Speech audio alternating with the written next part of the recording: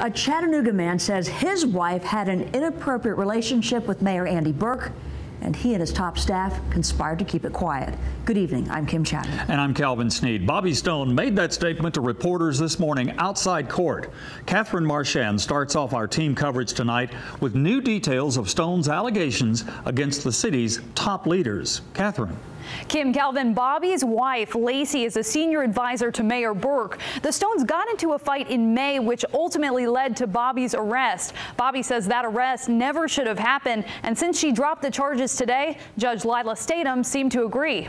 You're free to go. Yes, sir. Bobby Stone walked out of the courtroom ready to tell his side of the story for the first time publicly. The fact is that Mayor Andy Berke had an inappropriate relationship with my wife, and he and his staff conspired with Chief Fred Fletcher to have me falsely arrested so they could cover that fact up. And that's all I'm going to say right now. Stone alleges the city's highest-ranking officials attempted to conceal a scandal for the sake of their own reputations. Before now, these accusations could only be found in police paperwork. Outside the courtroom, we approached Lacey and her attorney to get her side of the story. No, we don't have any comment.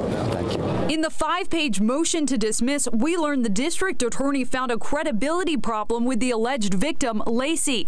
Neil Pinkston says her story had inconsistencies, some of them major. Pinkston also notes police never gave Bobby the usual Miranda warning, failing to notify him of his rights to remain silent. We already knew the investigation began at the home of Police Chief Fred Fletcher. Lacey drove to Fletcher's home after the fight with Bobby. But the motion reveals the mayor's chief of staff also went to Fletcher's home that night. That's Stacy Richardson, who allegedly told police that Lacey wants all this to go away. The motion leaves it unclear why the mayor's closest aide was even involved in a police matter. Tonight, we've learned from Pinkston's motion that Bobby also contacted Fletcher and said, "I'm sure she's telling you how I beat her up. That's not true. We did wrestle over the phone, but I never hit her." Kim, Calvin, back to you. Catherine, thank you. Mayor Berke and Lacey Stone have worked alongside each other for 3.5 years. Mayor Berke became Chattanooga's mayor in 2013. Stone became his communications director about a month after the mayor was in office. In March of this year, Mayor Berke promoted her to senior advisor. That new position came with a $15,000 raise, which made her salary about $80,000 a year. When the TBI got involved back in May, the mayor said then he was just there to do his job. We'll cooperate with whoever asks us to. We're going to let the process work. And just last month, Berke announced his bid for re-election for mayor.